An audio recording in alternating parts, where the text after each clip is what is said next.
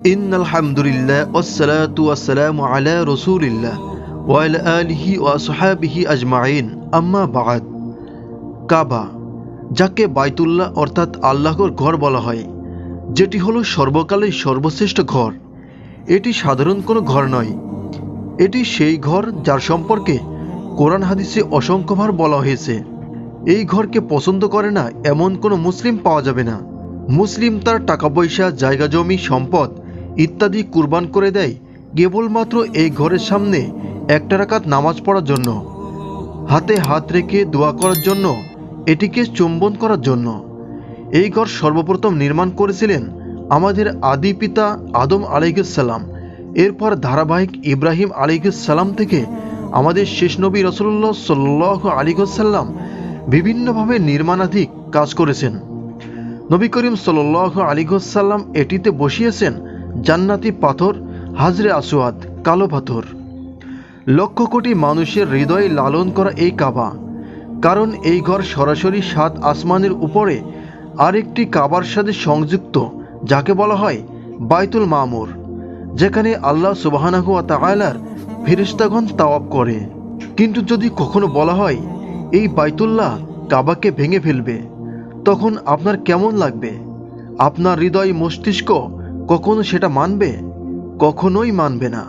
কারণ ইসলামের ইতিহাসে জানা যায় যে যারাই এর ক্ষতি করতে এসেছিল তারা সবাই ধ্বংস হয়ে গেছে। কিন্তু দুঃখের কথা হলো এই কাবাকে ভাঙা হবে, কিন্তু সেটা কিভাবে?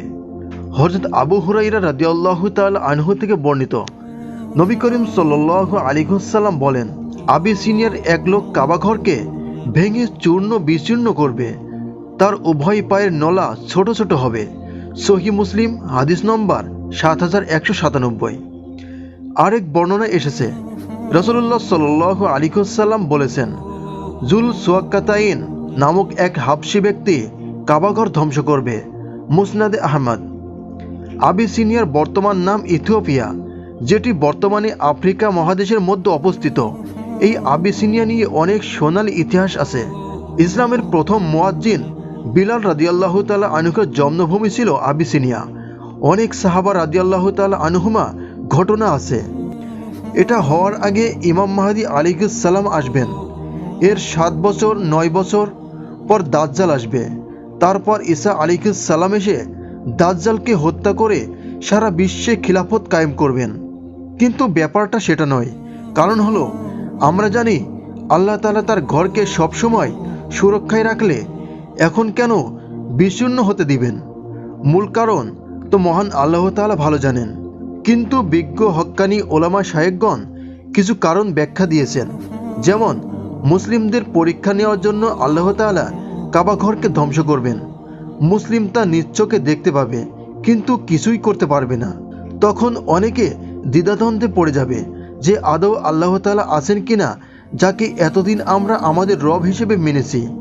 এই সুযোগ পেয়ে নাস্তিকরা মুসলিমদের বিভিন্ন কথা বলে তাদের ঈমানহারা করবে। যেহেতু হাদিসে বর্ণিত আছে, কিয়ামতের আগে ঈমান ধরে রাখা হাতে আগুন রাখার চেয়েও কঠিন হবে।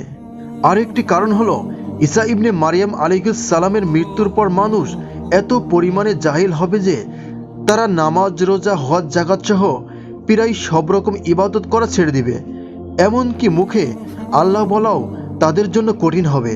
তখন বাইতুল্লাহর দিকে মুখ ফিরিয়ে ইবাদত করার মতো কেউ থাকবে না।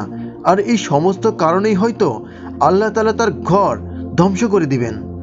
আল্লাহ সুবহানাহু ওয়া তাআলা যেন আমাদের প্রত্যেককে মৃত্যুর আগে তার ঘরে যাওয়ার তৌফিক দান করেন এবং ঈমান নিয়ে বেঁচে থাকার তৌফিক দান করেন।